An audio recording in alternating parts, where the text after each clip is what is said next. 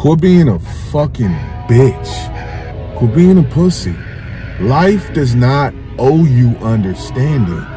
So I'm thinking about this friendship, and they lead with pain. Pain. Oh, my life is hard. Oh, my life is so hard. Oh, my life is so hard. I'm gonna tell you something. When I was 17, 18, I used to do that stupid shit too. I did.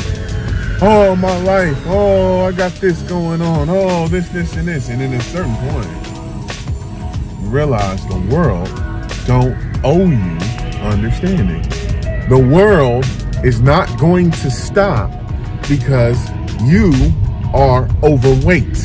The world isn't going to stop because your husband doesn't want to fuck you anymore because he doesn't find you attractive.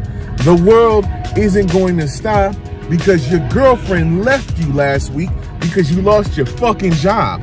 The world isn't going to stop because your clients showed up to a fucking appointment like this week for me, this weekend for me, and didn't have any fucking money. What do? You get knocked off the horse, you get right the back fuck up. That's life.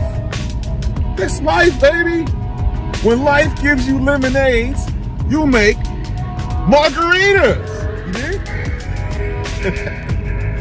Oh man, quit being a little bitch. When you get grown, I don't want to hear you bitching like a young, angsty, emo kid, and you fucking got grays in your hair and grays in your beard. The world doesn't owe you understanding. Quit crying like a bitch. Understand that. And for me, I kept it all the way real with them, and I said, look, you've been whining like a bitch the whole time I've known you, and you don't take any action. I give you fucking valuable ways you can do things that can make things easier on you. Actionable shit. It's not hard. One day at a time. Just, you know, one day at a time. One day at a time. 1 foot at a time. Oh, it's hard. Oh. Why are you crying about something that you're not willing to change? Do you just want me to listen? Do you want me to listen to your woe is me bullshit? I'm not going to do that. In the past, I would have did that. In the past, I would have listened. I had a couple of friends like this in my 20s who, oh, my life, and oh, this and this, and oh, this and that.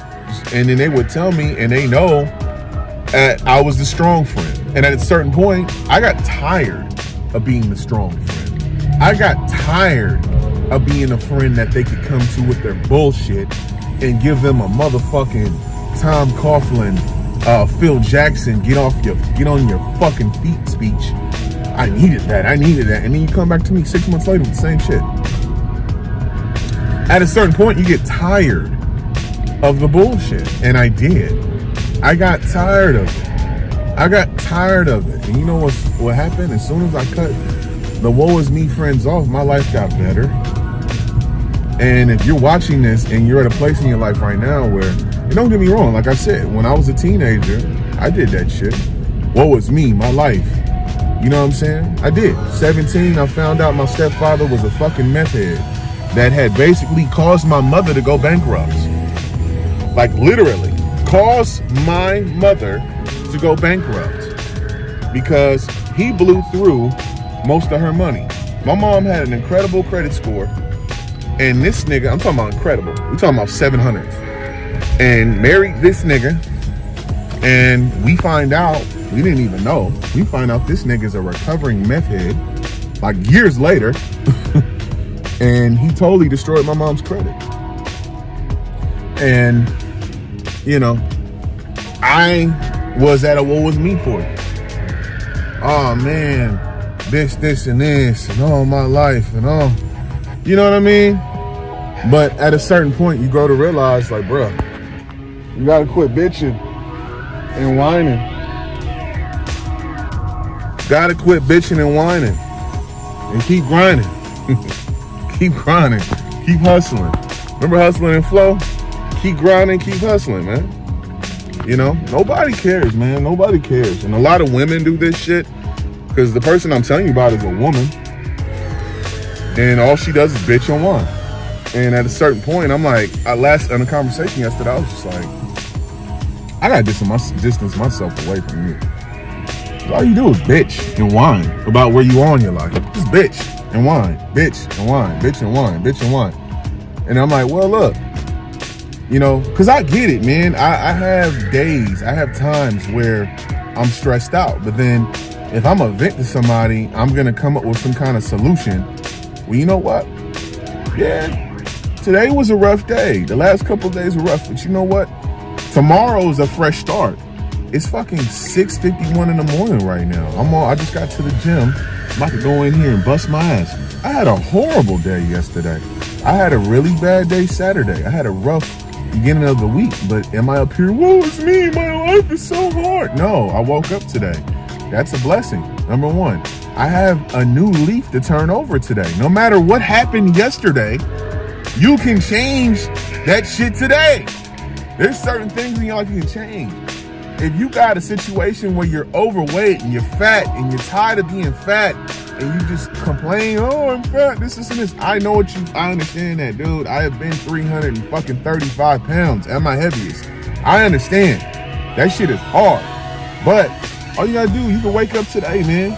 Even if you're in the middle of your journey right now, losing weight, and you relapse, you fuck up, you had some food. It's okay. Don't be like, oh, fuck it. You've been good. If you've been good for weeks and you just decide, man, I had a fucking burger yesterday. It's all good.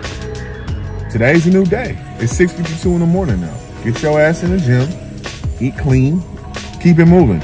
You're not going to shoot 100%. It's not possible. You watch basketball, Steph Curry's the best shooter ever. You ain't never seen him hit every goddamn three he shot in the game ever. The nigga could shoot 33s in one game. He ain't gonna hit 33s in a row. It's not possible. It's not humanly possible. I don't give a fuck how great of a shooter you are. You know what I mean? One of the best batters I've seen in my lifetime was Barry Bonds. Barry Bonds did not hit a home run every goddamn time he went up to bat. Why? Because it's not possible to hit a home run every fucking time you go to bat. It's not even possible to get a hit every time you go to bat. The best hitters only get a hit 30% of the time. You feel me? So what does that mean? That other 70% of the time, they don't get a hit. They pop it out. They strike out. They line out. They ground out. They get out. That's how it goes. This is life. You got to be ready for it. You know, so look, man, if you got some woe is me friends around, you got to cut them niggas off. And if you on some woe is me shit right now, look, man, get away from people. Like, focus on you. Get you together. You don't owe, as an adult, you don't owe anybody understanding. You dig what I'm saying? You don't have to explain why you haven't called somebody in a month or two. You don't. Your friends, you can just tell them, hey, look, I'm trying to figure some shit out in my life right now. I'ma holler at you when I'm cool. But just know that I'm good. And then disappear. And then come back better. Don't be a burden to them. You dig what I'm saying? Seriously. That woe is me shit, we too old for it. You got grays in your hair and your beard and you're still doing this emo kid shit. Oh, my life is so hard. And you fucking 40 years old. I don't want to hear that shit. I don't. Figure this shit out. Work through it. Work through it. I got things going on in my life right now I'm not happy about. But I work through them. Quit being a bitch. Part 2.